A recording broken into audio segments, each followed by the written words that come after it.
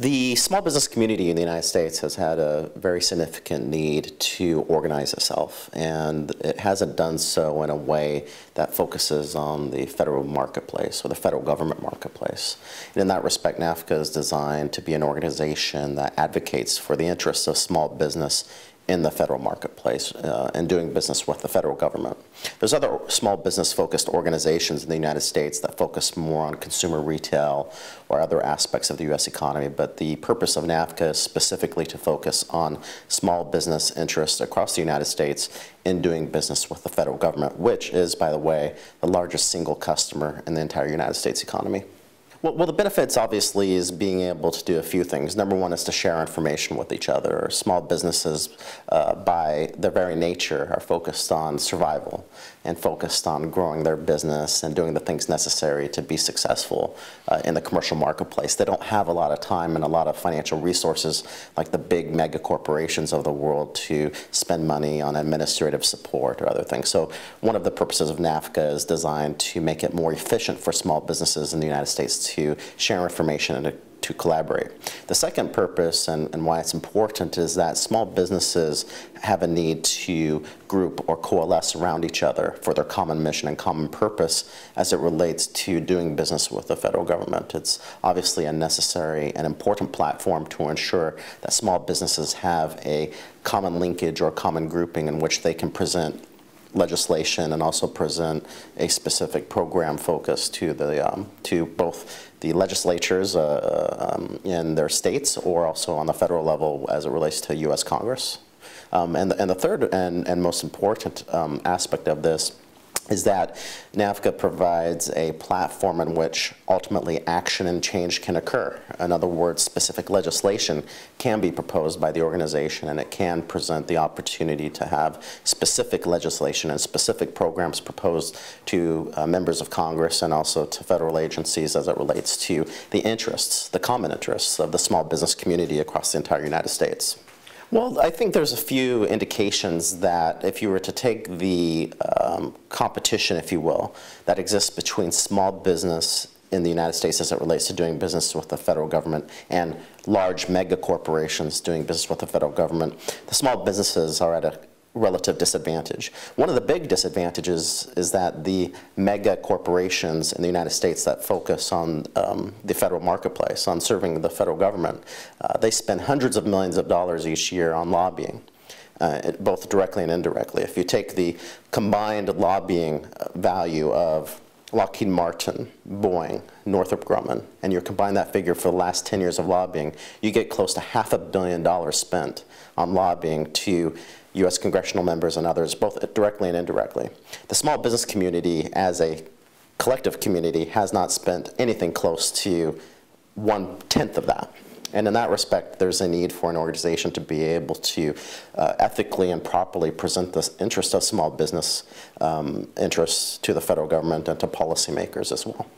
The fact is, small business is too busy creating jobs compared to large mega corporations that are focused on having their special interests taken care of in the U.S. Congress and in the federal marketplace.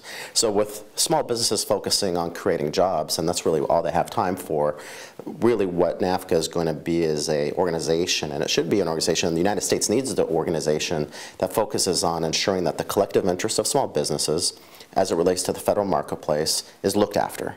And how is that looked after, and how is the participation going to happen from small business? It really needs to be a grassroots effort.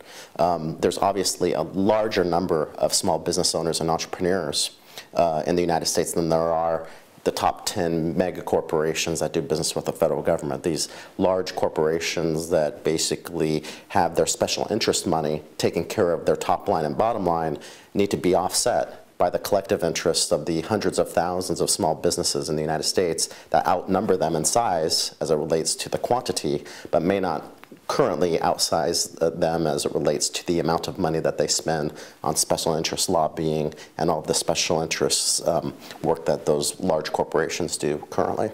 Well, the most important thing is that the NaFCA as an organization is focused strategically on ensuring that everybody has a seat at the table and that the small businesses that want to participate, that believe that this is an important national policy issue, have the ability to have an open forum for them to both ask questions, express their concerns, and also participate in different options that are being developed to address the issue of providing an equitable and fair chance for small business to compete with these large corporations in the U.S. federal marketplace.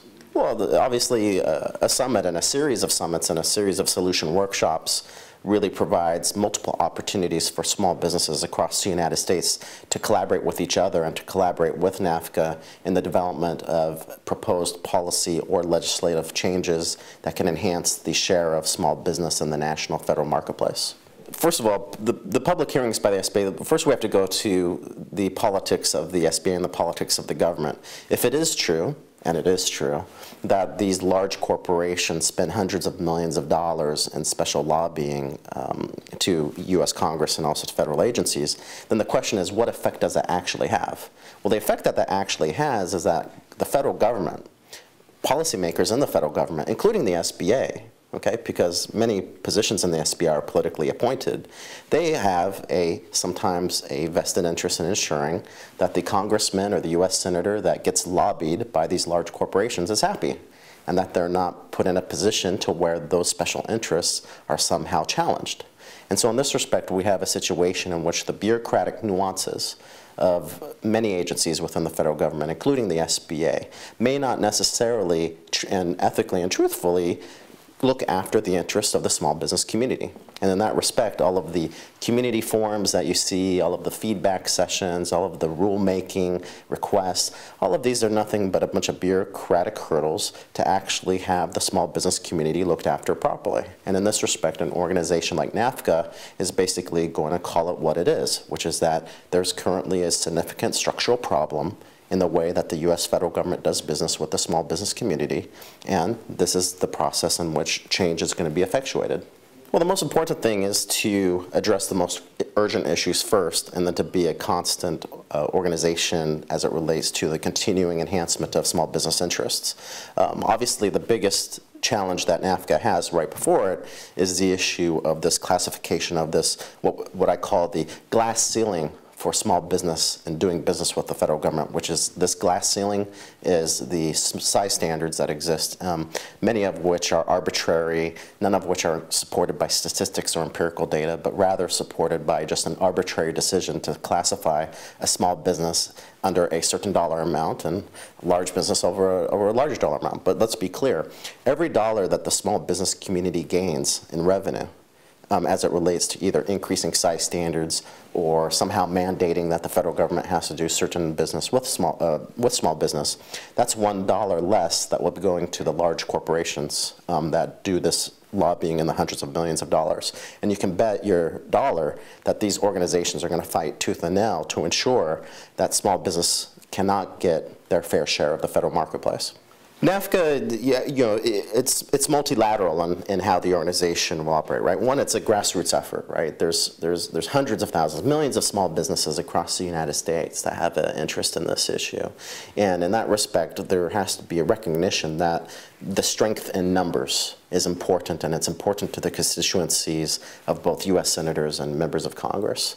The second is that NaFCA needs to organize and will organize a continuing dialogue with the small business constituency across the United States to ensure that their interests are looked after and invested, and making sure also that there's ultimately specific legislation or specific rules that are proposed by the organization after the collective voice of the small business community is heard. And number three, and really in some cases most importantly, NaFCA can act as an organization that will ensure that there's proper compliance and that the promises and the legislation that ultimately is passed that's supportive of the small business community is actually adhered to.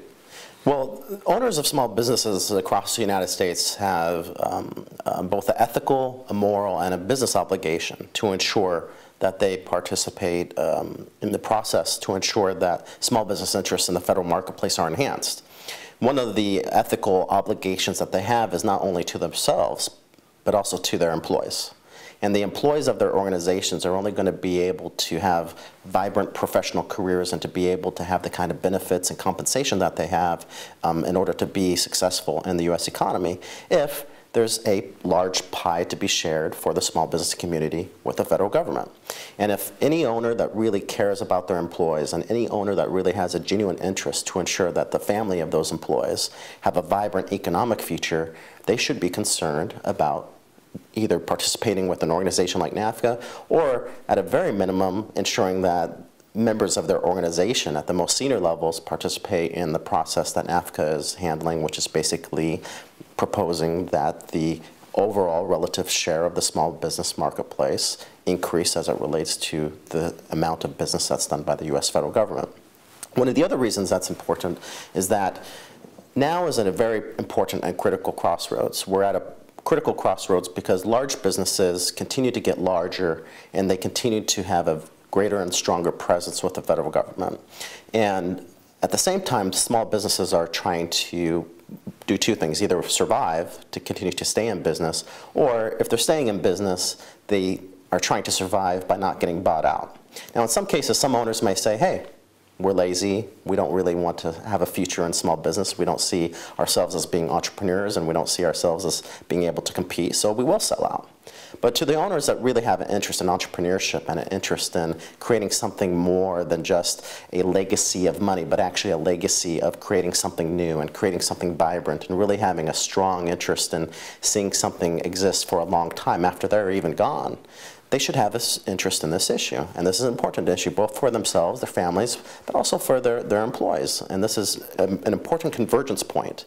And the point is now, because as we have this interruptions in the U.S. economy, as we have a significant issue as it relates to government spending, as it relates to the share of small business in the federal marketplace, and as it relates to the special interest money that's supporting all of these large corporations, basically smothering the success of small business and doing business with the federal government, these business owners have an obligation, a moral obligation, to become involved in the efforts to ensure that small business has a seat at the table and has a very strong relative market share in doing business with the federal government. Exactly. I mean, it's not only the right time, but it's also critically, strategically in the long run, for decades to come. And the reason is because essentially what these size standards that are implemented by the SBA and pushed basically down the throats of business owners that somehow artificially mandate with some magical figure or some magical financial equation by saying that you are now a small business and now you cannot compete legitimately in some way, shape, or form with these large corporations. Basically what this is nothing more than a glass ceiling. And this glass ceiling is suppressing and taking away the oxygen of the small business community as they grow and become viable competitors with these large corporations. I mean, let's be real. The larger that small businesses become, the larger and more successful that they are in doing business with the federal government, the greater and greater threat they pose to the top 10 largest corporations that do business with the federal government currently. And those large corporations have every interest and every reason to ensure that these owners of these small businesses are suppressed and that they really, in some cases, don't exist anymore the larger they get, because they do indeed pose a competitive threat to these companies. And I can guarantee you that the CEOs of these large corporations that do business with the federal government now will fight over every dollar, because these are also CEOs that get punished by Wall Street for every penny that they miss on their earnings, and their stocks go down 10, 20% over the next weeks after that happens because they somehow miss their financial targets even just by 1 penny.